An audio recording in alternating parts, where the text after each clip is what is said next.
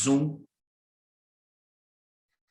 para poder fazer essa transmissão, ok? Então, eu sou o Jean, trabalho na coordenação dos cursos de pós-graduação aqui na FAMAPAR. Hoje teremos aula com o professor Igor sobre como ler os livros proféticos da Bíblia, exemplos a partir de Isaías. Então, neste momento, a aula está sendo gravada. Se você não tiver algumas restrições com a sua imagem, não quiser aparecer, sugiro que deixe ela fechada, tá bom? Ao final, nós estaremos dando um tempo para perguntas. Tá? Neste momento, convido os irmãos a baixar suas cabeças para estarmos orando e pedindo a Deus que ilumine o professor Igor na condução desta aula. Deus, nós somos gratos por esse momento, te agradecemos por tudo que o Senhor tem feito e muito obrigado por ainda termos recursos para conseguir levar a tua palavra, os teus ensinos a esse povo através de plataformas de ensino à distância. Muito obrigado por tudo, abençoa o professor Igor e também aqueles que estão nos ouvindo. Em nome de Jesus, amém. Professor Igor, está com a palavra, Deus te abençoe, meu irmão. Amém. Obrigado, professor Jean. Obrigado pelo convite, por poder me dar esse privilégio de participar do Masterclass da nossa pós-graduação e para falar de um tema fascinante, que é o tema dos profetas. Naturalmente, o título da nossa fala, que é sobre como ler os profetas da Bíblia, é um título bastante amplo, né? Tem muitas maneiras pelas quais nós podemos ler os livros proféticos, e são muitos livros proféticos, inclusive, para serem lidos, né, na nossa escritura. Então, eu entendi que seria proveitoso reduzir um pouco esse tema dentro de pelo menos 2 exemplos do livro de Isaías, e se nós tivermos um tempinho extra, a gente pode ir também exemplificar no livro de Jeremias. Então, para afunilar bem a ideia do profeta, eu gostaria de sugerir que nós perguntássemos quem é o profeta na Escritura. Porque quando a gente fala, de um modo geral, sobre profetismo em Israel, por profetismo, nós já estamos delimitando que a abordagem de leitura dos livros proféticos, ela é histórica ou social. Ou seja, quando a gente diz assim, queremos estudar o profetismo em Israel, nós estamos privilegiando o ambiente histórico em que esses profetas viveram ou em que o livro desses profetas foram produzidos e direcionados. Então, quando a gente diz quem é o profeta à luz do profetismo, o profetismo vai nos colocar diante de algumas ferramentas ou métodos históricos que vão tentar dizer como que se caracterizava a vida, o ambiente e as circunstâncias históricas em que aquela figura histórica profética viveu e que deu origem ao seu livro. A abordagem que eu vou trabalhar aqui é diferente. Ela privilegia o ambiente literário e teológico da escritura, não tanto o histórico. Então, eu não vou perguntar quem é o profeta do ponto de vista do profetismo, mas quem é o profeta no ponto de vista da literatura bíblica. E da literatura bíblica em conjunto com os seus demais livros que constituem o cânon. Então, eu queria começar respondendo quem é o profeta, baseado em Êxodo. Porque para a gente ir retirar o exemplo do livro do Isaías, de quem é o profeta, ou são os profetas no livro de Isaías, nós precisamos entender os critérios fundamentais que a Escritura estipula para discernir quem é o verdadeiro profeta. E isso está no livro de Êxodo e também no livro de Deuteronômio. Então, em Deuteronômio 18, o texto ele vai estabelecer que o modelo de profeta, ou seja, a maneira pela qual Israel e a própria Escritura vai reconhecer o profeta verdadeiro é de acordo com o modelo de Moisés. Então, Deuteronômio capítulo 18, versículo 15 diz: o Senhor teu Deus te suscitará um profeta do meio de ti, de teus irmãos. semelhante a mim. Então veja que Moisés está falando a respeito de uma promessa de um profeta semelhante a ele. E o texto vai continuar, e especialmente o versículo 19 e 20, vai dizer que aquele profeta que falar uma palavra no nome do Senhor, que o Senhor não mandou falar, ele deve ser considerado um profeta falso. Mas aquele profeta que falar uma palavra que se cumprir, será o profeta verdadeiro. Então, qual é a base para identificar um profeta? Deuteronômio 18. Ele tem que ser como Moisés, e ele tem que falar a verdade de Deus, que naturalmente é relacionada à verdade da Torá, do Gênesis, Êxodo, Levítico, Números, Deuteronômio. Então, se Moisés é um modelo de profeta, vamos ver o chamamento de Moisés em Êxodo 3. Lá em Êxodo 3, Moisés é chamado para ser um profeta.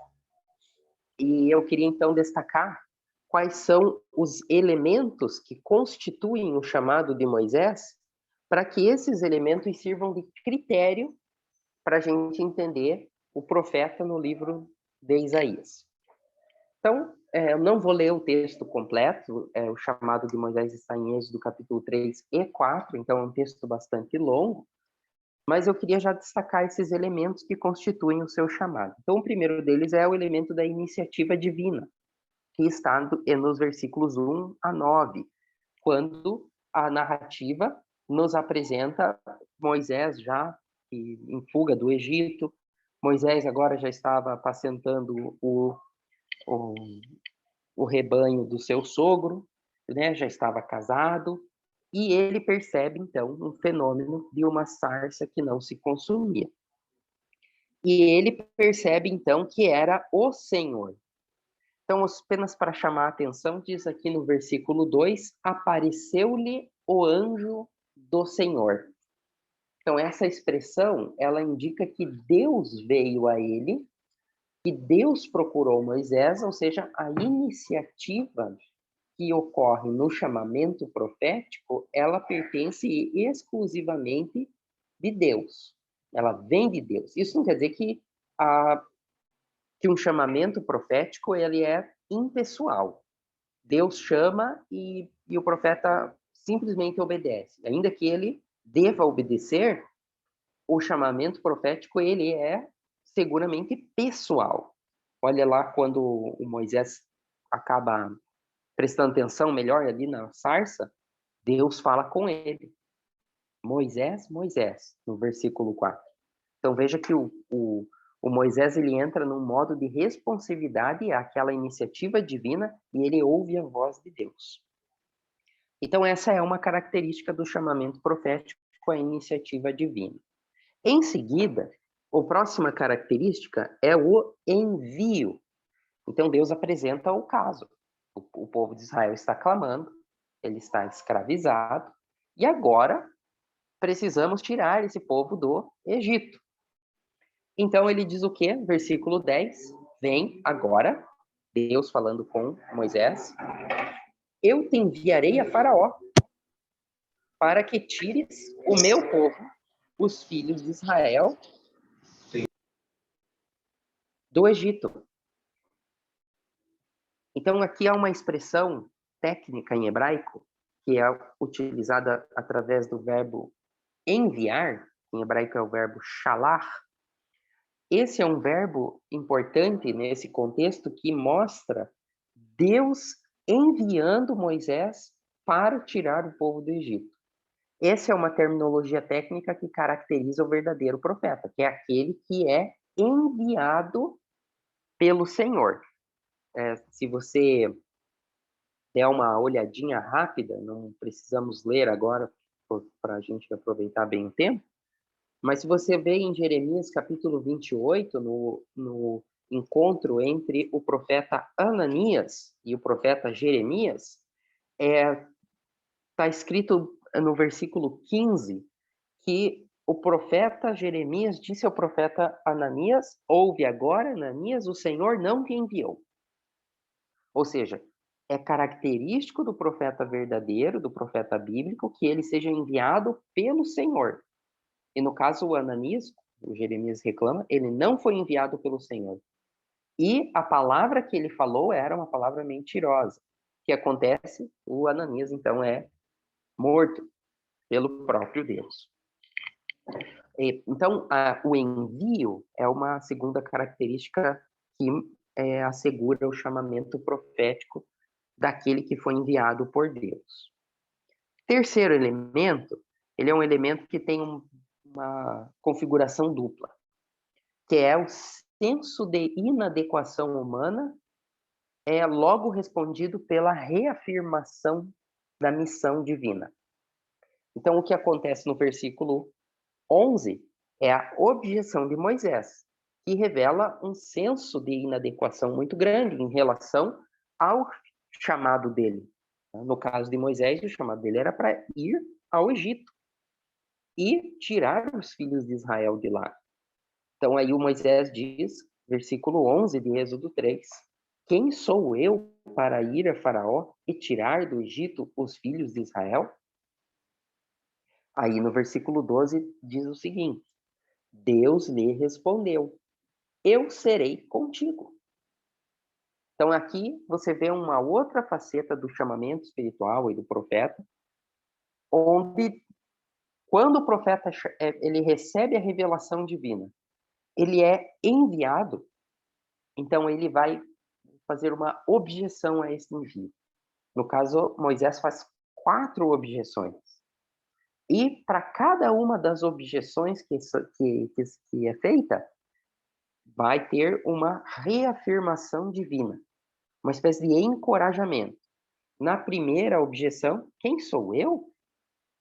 Ela tem uma reafirmação que lhe diz respeito. Eu serei contigo. Então, isso acontece de um modo muito claro no chamamento dos profetas. Isso vai acontecer com Jeremias, vai acontecer com Gideão, vai acontecer com Isaías.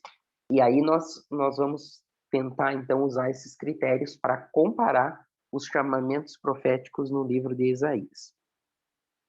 Então, primeiro é a iniciativa divina, depois é o shalach, enviar, aí então o senso de inadequação divina seguido por reafirmação divina, senso de inadequação humana.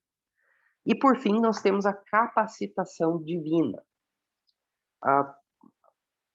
Especialmente eu quero dar destaque na capacitação divina a Moisés no capítulo 4, versículo 12, porque ela faz parte da quarta objeção.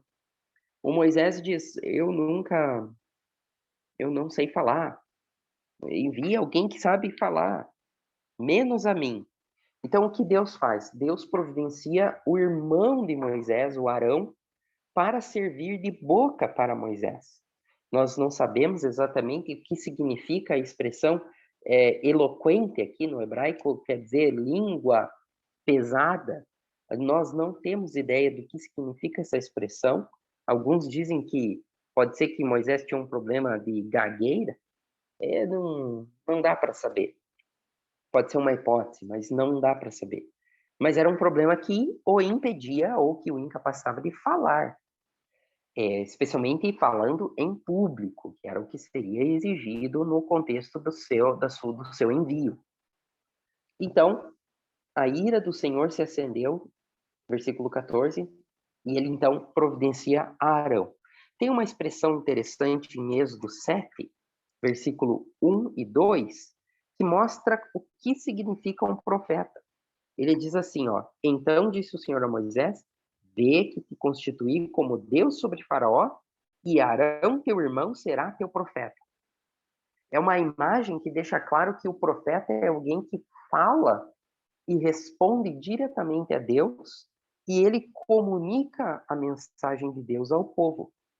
Então, aqui nessa ilustração que o próprio Deus providencia, ele coloca Moisés como Deus sobre Faraó e o irmão dele como o profeta, que é aquele que vai falar em nome de Deus como um canal divino para o Faraó.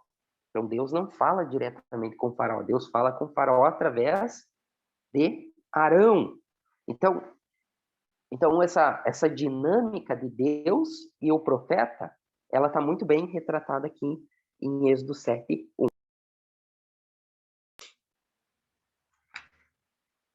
E essa realidade da presença de Arão sendo a boca de Moisés retrata a capacitação divina na vida de Moisés para que ele realizasse a missão. Então, estamos aqui 4 elementos que vão servir de critério para examinarmos os chamamentos proféticos no livro de Isaías. Iniciativa divina, envio, senso de inadequação seguido de encorajamento, capacitação.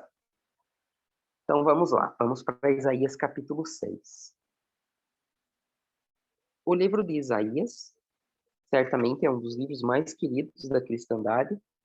Alguns estudiosos cristãos chegam até a mencionar que o livro de Isaías é como se fosse o 5º evangelho, dado a sua ressonância e a sua proximidade com elementos importantes da fé cristã. Então, alguns até dizem que o livro de Isaías é como se ele fosse um resumo dos temas centrais que ocorrem em toda a Bíblia. Ainda que essa comparação, esse elogio ao livro de Isaías, ele tenha o seu fundo de verdade, naturalmente é um exagero dizer que o livro de Isaías possui todos os temas da Escritura. Mas, seguramente, aqueles temas que são característicos da fé cristã, que nos colocam em direção a Jesus no Getsêmani, na cruz e na ressurreição, esses temas que estão ali, que formulam a pessoa e a obra de Jesus Cristo, naturalmente eles são trazidos de uma forma ou de outra a partir do livro de Isaías. Então, o livro de Isaías é seguramente um livro muito importante em toda a Bíblia e para a fé cristã. O livro de Isaías, no contexto do debate histórico, ele tem sido atribuído a pelo menos 3 autores. Então, o livro de Isaías teria sido escrito, capítulo 1 a 39, por um Isaías que viveu em Jerusalém no ano 700. Depois, o Isaías 40 ao 55 teria sido escrito na Babilônia por um profeta anônimo, e depois, dos 56 ao 66, teria sido escrito por um profeta no pós-exílio, já em Jerusalém, quando do retorno do exílio. Essa é considerada uma das abordagens mais famosas do contexto acadêmico em cima do livro de Isaías. Naturalmente, essa abordagem ela já caiu em desuso há muitos anos. Ela remonta na virada do século XX para o estudioso chamado Bernard Dunn, que percebeu a diferença entre o capítulo 1 a 39 e do restante do livro, do capítulo 40 a 66. Só que o Dunn, assim como os seus contemporâneos, eles estavam tão, vamos dizer assim, vislumbrados com a ideia de que se um livro tem características ou exílicas, ou pós-exílicas, ou pré-exílicas, ele estaria sendo produzido por um autor ou pré-exílico, ou exílico, ou pós-exílico. E ele ficou fascinado com essa ideia de que o livro de Isaías, dado suas diferenças linguísticas e temáticas, ele estaria, então, sendo produzido em 3 períodos diferentes. Hoje, é difícil você encontrar um estudioso que siga esta ideia, até porque, depois que surgiu um outro tipo de leitura, que é a leitura da crítica da redação, essa leitura do Dunn, que coloca o livro de Isaías dividido em 3 autores, ela coloca essa hipótese no passado, porque a história de produção do livro de Isaías é uma história sobremaneira complexa. E adianto para os senhores presentes que ela é impossível de ser traçada. Então, o que nós podemos fazer, na melhor das hipóteses, são conjecturas. E as conjecturas, na melhor das hipóteses, são especulativas. Então, a abordagem estritamente histórica para a reconstrução do livro de Isaías e a sua autoria, ela é um trabalho que, apesar de ter gerado milhares de páginas de estudos, é um trabalho que ela, em último lugar, não será solucionado. Porém, o livro de Isaías apresenta para nós duas figuras proféticas muito claramente. Uma no capítulo 6 e a outra no capítulo 48 e 49. Mas para que nós tenhamos a gente tenha a certeza de que essas figuras são profetas verdadeiros e que são profetas legítimos, nós precisamos olhar para Moisés como seu modelo. Então vamos lá, feita essa introdução. Eu vou falar o primeiro caso, e aí eu vou abrir para perguntas, se alguém tiver perguntas, antes de passar para o último caso, que é do Isaías 48 e 49. Então, Isaías 6. Isaías 6, do versículo 1 ao 4, ele estabelece a iniciativa divina. No ano da morte do rei Uzias, eu vi o Senhor assentado sobre um alto e sublime trono. Veja, ele recebe a visão e ele consegue ver o Senhor. Então, Deus se apresenta a ele, e essa questão interessante, que quando você vê em Êxodo capítulo 3, quando o Moisés ele vê a sarça ardente, o narrador caracteriza a sarça como o anjo do Senhor. E nesse texto, o profeta vê o Senhor, naturalmente o Senhor quis ser visto por ele, mas a interação que o profeta tem é com um serafim. Então veja que a interação de Moisés, ela com Deus, ela é mesmo similarmente à interação do profeta Isaías com o Senhor em Isaías 6, também mediada por um ser angelical. Então esse ser media a conversa e mostra claramente a ideia da iniciativa divina. Depois, nós sabemos que outras características que fazem parte do profeta é o envio, o senso de inadequação e a capacitação. O que nós vamos ver na sequência do chamamento de Isaías é o senso de inadequação. Então disse eu, ai de mim, estou perdido, porque sou homem de lábios impuros. Habito no meio de um povo de impuros lábios, e os meus olhos viram o Senhor, o Rei dos Exércitos, o Senhor dos Exércitos. Então aqui você vê que o profeta ele está falando da sua limitação humana, ele está falando do seu daquele senso, daquele sentimento de alguém que não está apto para aquela experiência.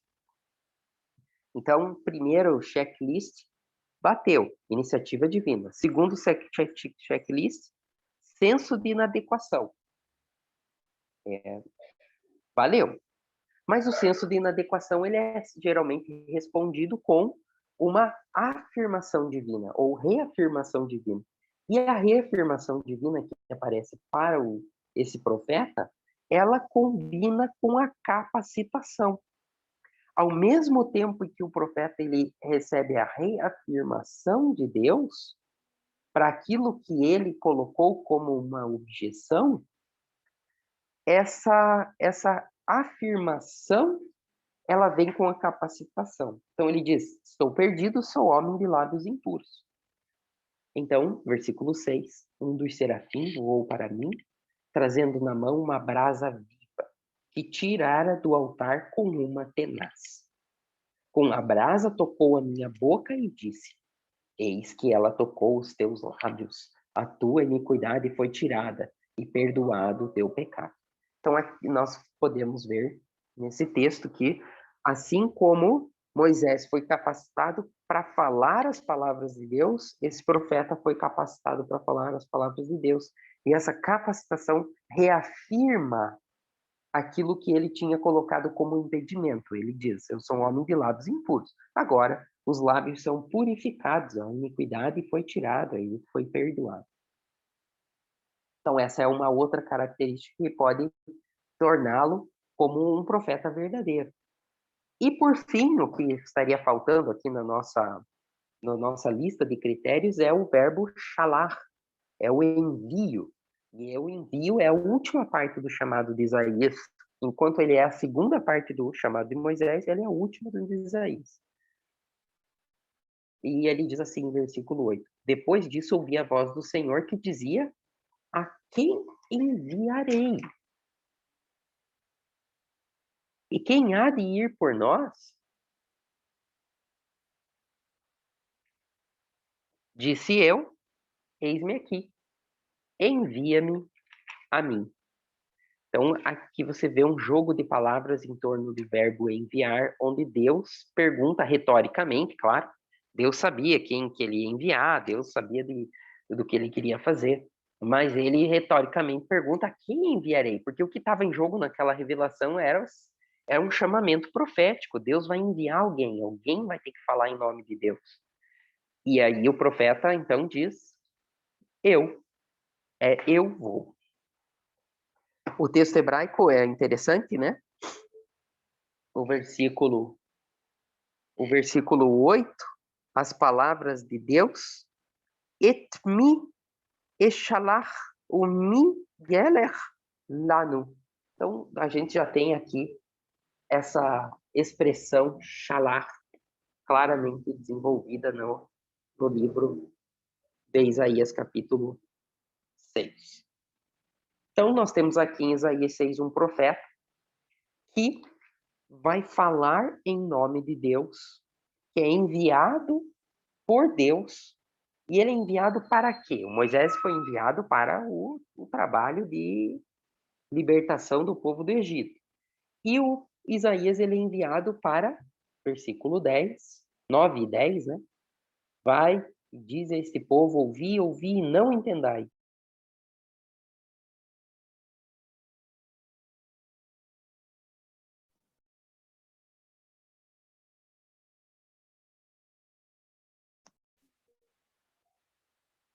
Beleza?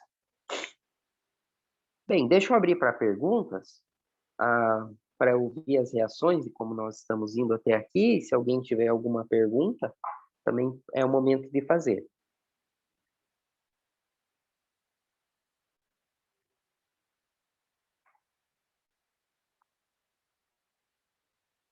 Percebo nossos nossos companheiros aqui tímidos, então eu vou seguir.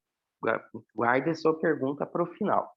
Agora nós vamos para Isaías 48. Uma das questões, quando nós lemos a Bíblia, que nós não podemos esquecer, é que a Bíblia, na nossa língua em português, ela geralmente, nós nos acostumamos a ler a Bíblia como a gente lê qualquer outro material, como se fosse uma narrativa só. No entanto, a Bíblia, ela é escrita com várias mudanças de personagens, de linguagem, de vocabulário, que nem sempre são percebidas pelo leitor que a recebe no vernáculo. Quando a gente lê, ou a gente aprende um pouquinho do hebraico, não é porque as traduções que nós temos elas são falhas ou elas precisam ser sempre checadas. As traduções bíblicas que nós temos no vernáculo, elas são muito boas. E as pessoas que não possuem o hebraico, elas não vão perder o significado do texto, elas vão perder certas questões que têm a ver com estética e que têm a ver com a sintaxe das frases. Porque às vezes um sujeito ou um objeto no hebraico, ela pode alterar quando é traduzida para o português, dependendo da forma como você lê. Então, o problema maior não é a tradução. O problema maior é nós lermos a escritura com muita pressa e sem tranquilidade. Quando a gente tenta aprender hebraico, a gente vai ler a escritura em hebraico, a gente tem que ler palavra por palavra, item por item, tem que decifrar cada item para poder ter uma boa compreensão de uma frase, e depois de duas frases, depois de um parágrafo. Então, quando a gente lê hebraico, a gente estimula os estudantes da área de Bíblia a conhecer o hebraico, o aramaico e o grego, não é porque a tradução ela é ruim, mas é porque a leitura no hebraico ela vai te colocar num slow motion, ela vai colocar você a leitura da Bíblia tranquila, sem pressa. Então, o que eu vou fazer aqui é um resultado de uma leitura bíblica sem pressa, que percebe a alteração das vozes de sujeitos e que nos colocam diante de uma figura profética que é geralmente, vamos dizer assim, negligenciada pelos leitores do livro de Isaías. Então, capítulo 48, versículo 16. O contexto, Deus está falando para o povo a respeito da incapacidade do povo cumprir a sua vocação. Qual é a vocação do povo de Israel? No capítulo 42 de Isaías, a vocação do povo de Israel é ser uma aliança para os povos, para ser uma aliança para as nações. Tá? Está em Isaías 42, eu vou ler até para a gente não perder isso de vista. Versículo 6. Eu, Senhor, te chamei em justiça, tomar-te-ei pela mão e te guardarei e te farei mediador da aliança como o povo e luz para os gentios.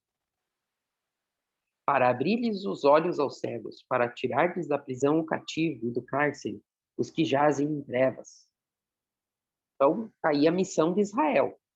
Mas quando você vai para o versículo 18 do capítulo 42, o servo que Deus levantou no 42, ele já foi desqualificado, olha só. Surdos ouvi, e vós cegos olhai, para que possas ver. Quem é cego como meu servo, ou surdo como meu mensageiro, a quem envio? Quem é cego como meu amigo e cego como o servo do Senhor? Então, ele diz, ó, você está agora sendo escolhido para abrir o olho dos cegos e tirar o cativo da prisão e abrir o ouvido do surdo. E aí, ele diz, mas quem é surdo senão o meu cego? E quem é o meu servo? E quem é cego senão o meu servo? Então, o Israel é desqualificado por conta da sua infidelidade.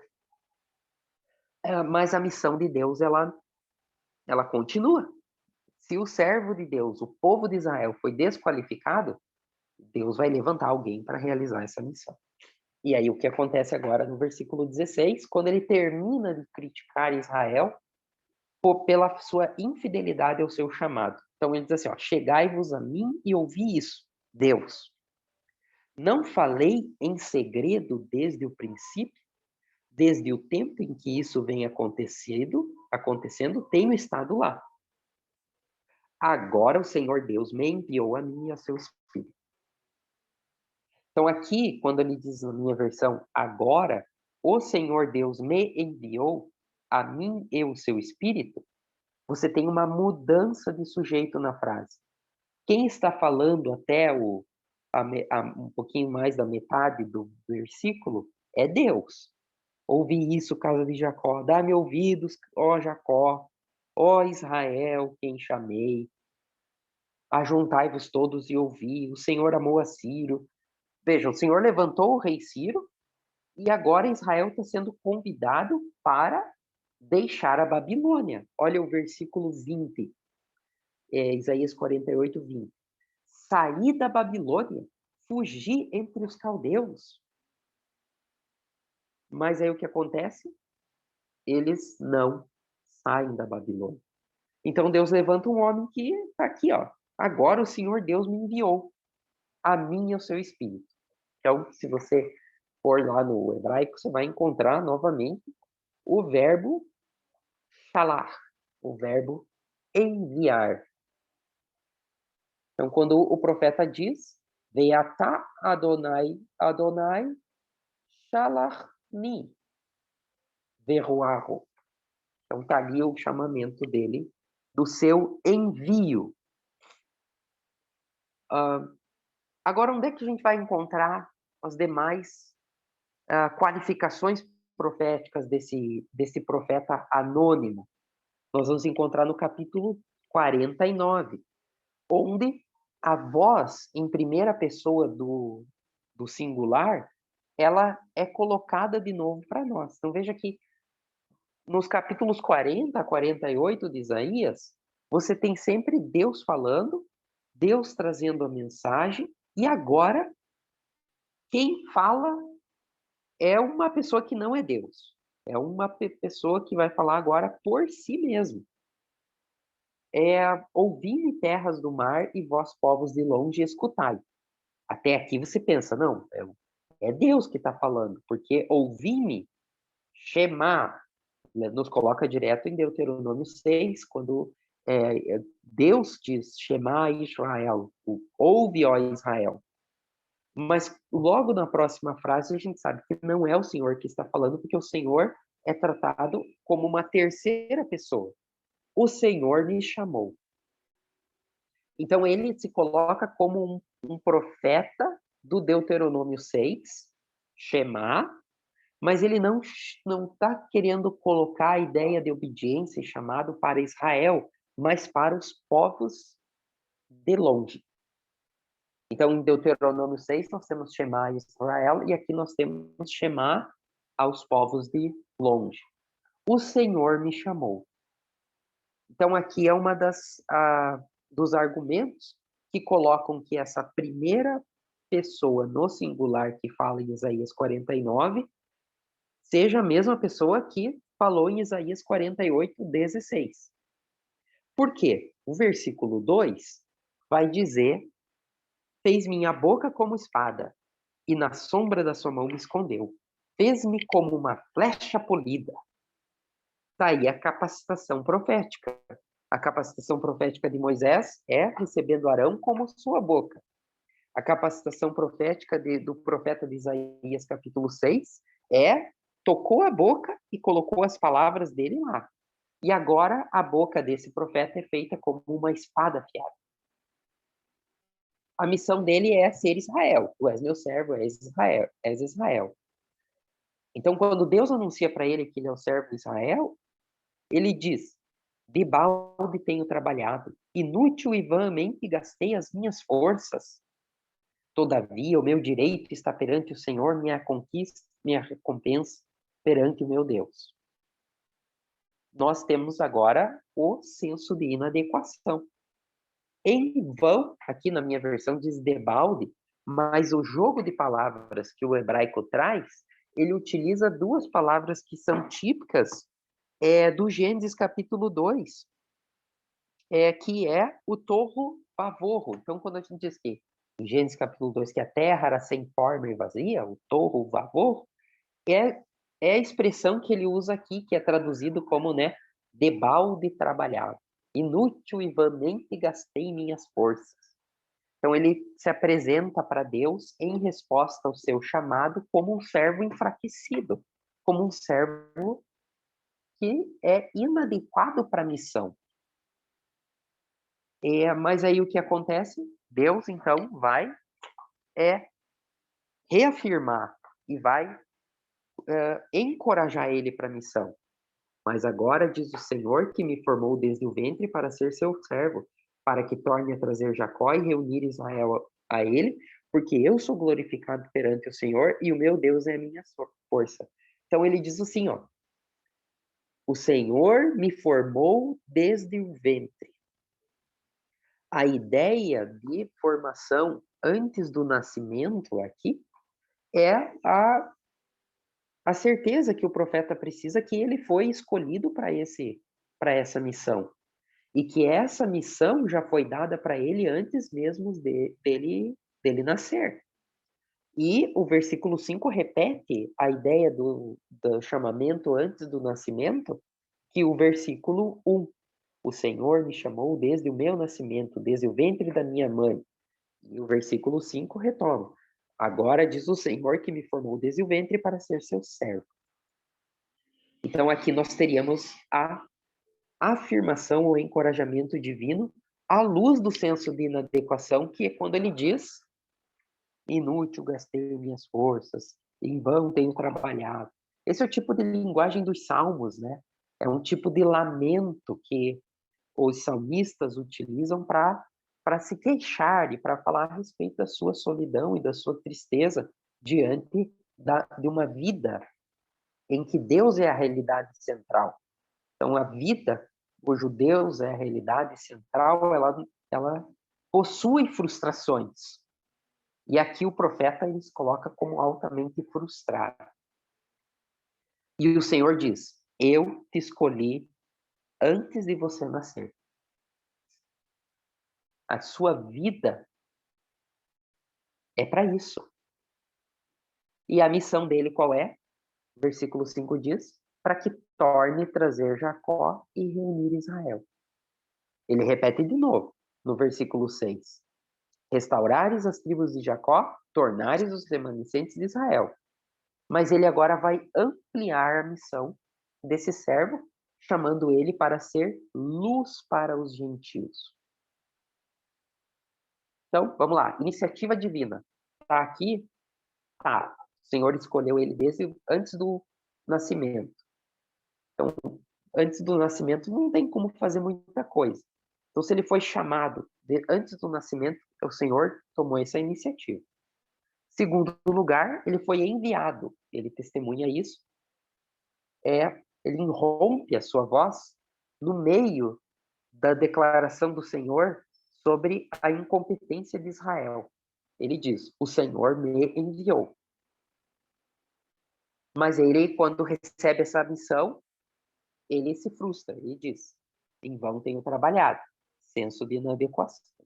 E aí ele diz: mas desde o ventre o Senhor me formou para tirar, né, para fazer o seu servo, trazer o seu servo Jacó de novo e reunir Israel a ele. Então, ele retoma a missão à luz do seu chamamento antes do nascimento. E a capacitação vem quando o Senhor fez ele uma boca afiada e uma flecha polida.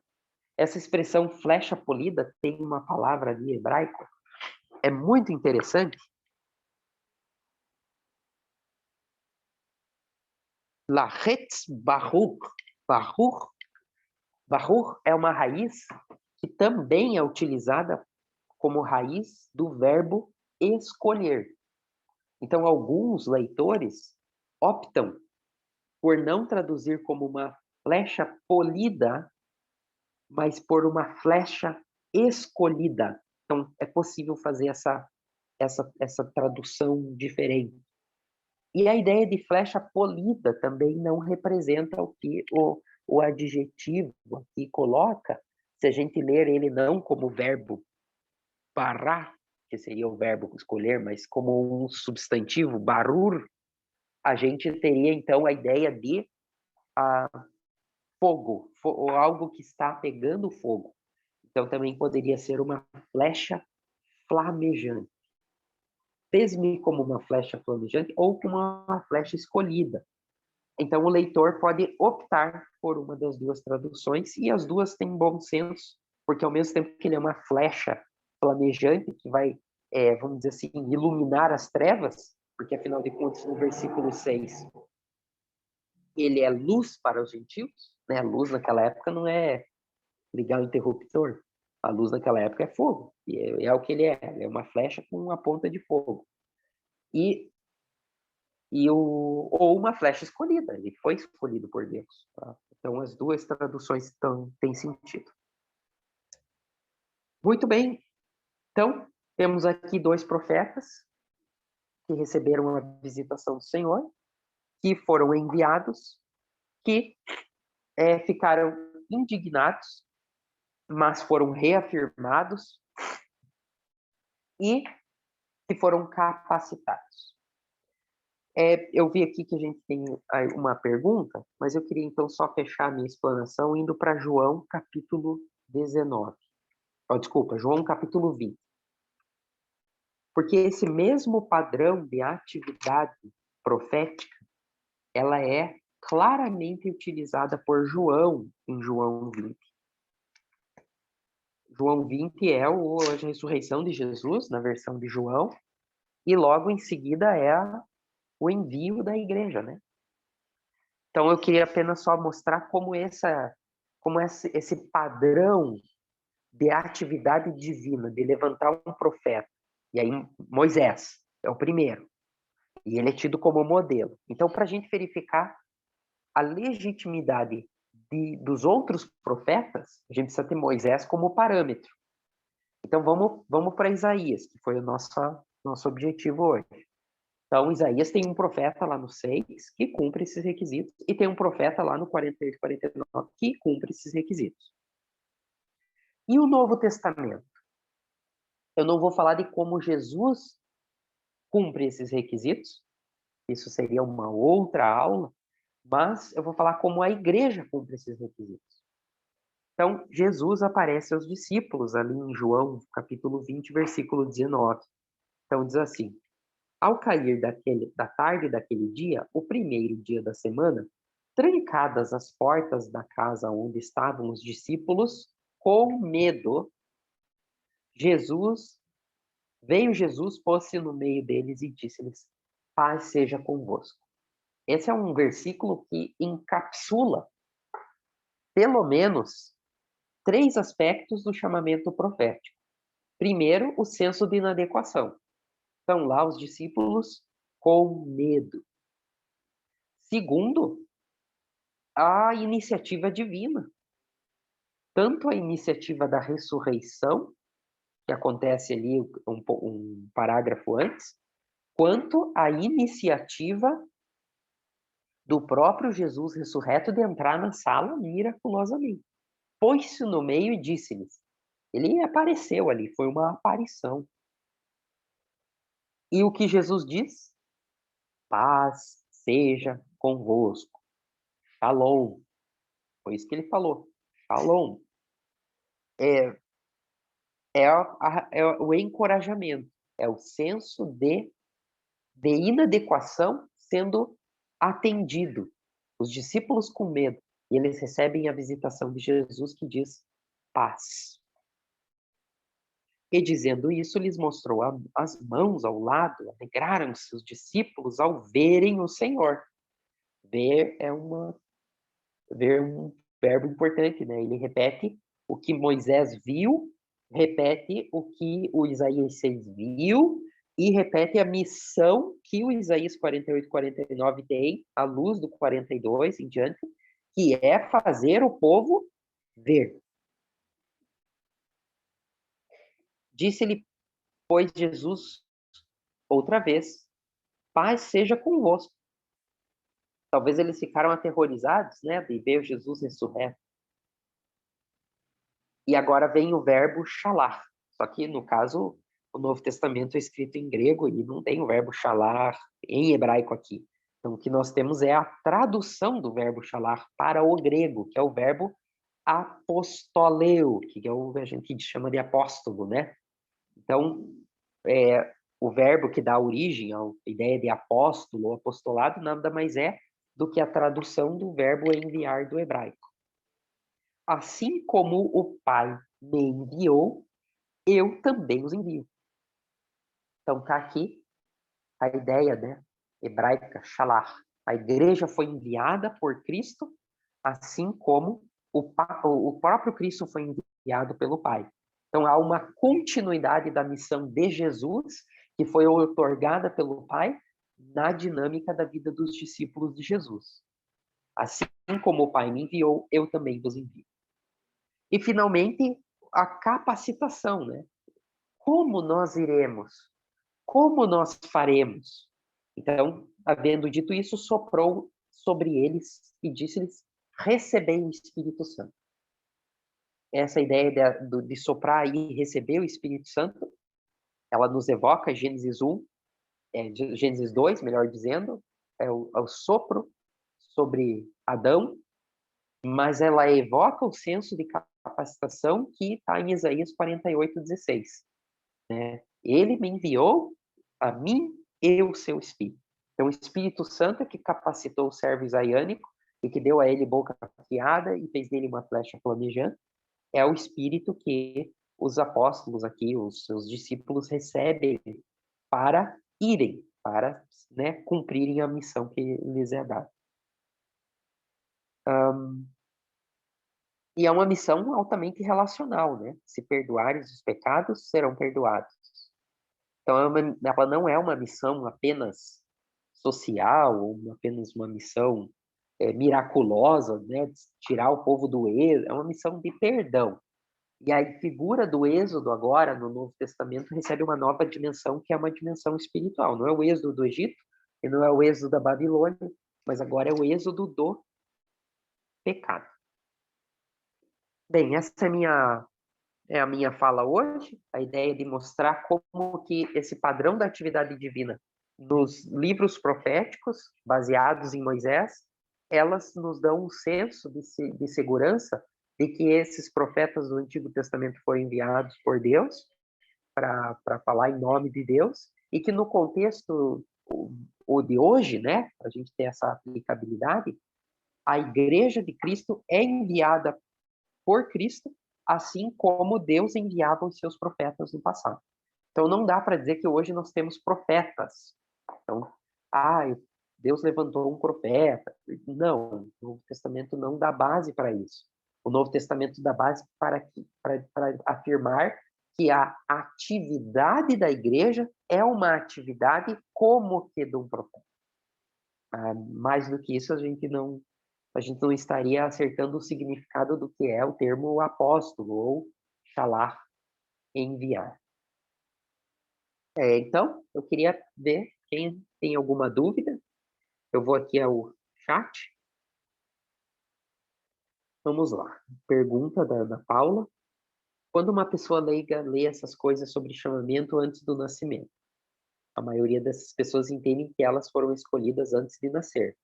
Não no sentido que elas são profetas, mas que aguardavam seu nascimento antes de terem um corpo físico. Concordo, exatamente. Essa é a interpretação de Orígenes e de Jerônimo. Na verdade, quando Jerônimo escreve os comentários dele, ele está com os comentários de Orígenes na sua mesa. Então, essa é uma interpretação que vem de Orígenes, onde ele, então, a partir dessa passagem, pensa na pré-existência da alma. Então, é como se a alma já estivesse existindo em algum lugar antes dessa alma entrar no corpo e, então, constituir então, uma pessoa, né? E a pessoa nascer. Então, Deus estaria, então, escolhendo essa alma antes do seu nascimento. Essa é a interpretação de Orígenes, de Jerônimo e de alguns outros depois que seguiram. A interpretação do Calvino, ela é um pouco mais cristológica. O Calvino vai dizer que, no caso, essa pessoa escolhida antes do nascimento é Jesus Cristo. Então, ele vai um pouquinho além da ideia da pré-existência da alma, e aí ele vai discutir a pré-existência de Cristo a partir desses textos. Mas assim, um último comentário sobre essa questão do Deus chamar antes do nascimento. O texto bíblico, olhado literalmente, ele tem um aspecto importante que a gente não pode esquecer, que Deus é soberano e que Deus pode escolher pessoas antes do seu nascimento, seja essa alma existente em algum lugar ou não. Então, Deus é tão poderoso que ele pode escolher alguém antes dessa pessoa nascer. Deus é tão poderoso que ele pode antever as circunstâncias e escolher alguém para resolver aquele problema que ainda está para acontecer no futuro e capacitar essa pessoa. Então, do foco teológico dessa expressão de que o Senhor me chamou antes do nascimento é o foco da soberania divina. Mas, quando uma pessoa entende que ela foi chamada antes do nascimento, ela não entende isso quando ela está no ventre. E ela não entende isso quando ela é criança. Ela vai entender isso quando ela é adulta, quando essa palavra de que ela foi chamada desde o ventre é resgatada como um senso de reafirmação divina. Então, eu só vou saber que eu fui escolhido antes do ventre para pregar e para servir ao Senhor quando eu for adulto e eu estiver servindo ao Senhor, não quando eu sou criança. E essa consciência do chamamento profético antes do nascimento, ela é um encorajamento para suportar as frustrações do ministério. Então, quando você ouvir alguém falando, Deus me chamou antes de eu nascer, e usar essa palavra como se a sua pregação for inquestionável, ou que essa pessoa é um profeta, aí você já sabe que o texto ele tem o aspecto da soberania de Deus, mas o texto funciona como encorajamento. Então, na verdade, a pessoa que escuta Deus falando para si, que foi escolhida antes do seu nascimento, é justamente para que essa pessoa seja humilde e que ela tenha as energias, as forças renovadas para seguir na missão de proclamar a palavra de Deus, que é uma missão altamente frustrante. Para nenhum profeta da Bíblia, inclusive para o Senhor Jesus Cristo, ser um pregador e ser a boca de Deus foi algo que lhe trouxe glória. Pelo contrário, foi algo que lhe trouxe rejeição e morte. Então, me parece que os critérios das pregações de hoje, inclusive, estão trocados, né? Então, a boa pregação é a pregação que depois muitos querem né, discordar do profeta e tal. Então, é um senso de encorajamento. Okay?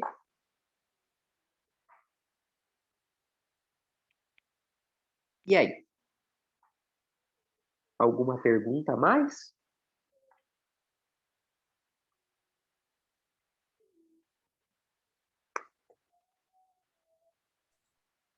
Bem, se não há pergunta, passo a palavra ao professor Jean, agradeço a atenção, em nome da Fabapar, mais uma vez, peço agradeço, né, a atenção aí, o aguardo de todos pelas nossas questões técnicas, que acabam fugindo do nosso controle, mas está aí a palavra ao professor Jean. Obrigado.